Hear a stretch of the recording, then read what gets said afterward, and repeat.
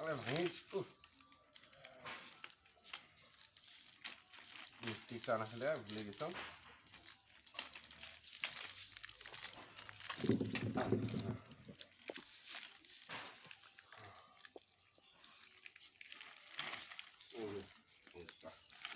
Biscuit আনতাম।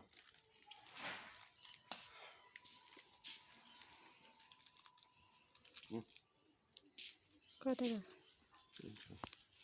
200 টাকা কত বললেন? 200 টাকা কত না বান্ধাকপি আনতাম, সাব আনতাম। সাবান সাবান আছে? আছে ডাব্বা দেখছুন নাই? আমি এক্সট্রা করে ওখানে থাকলে যে তাড়াতাড়ি শেষ হয়।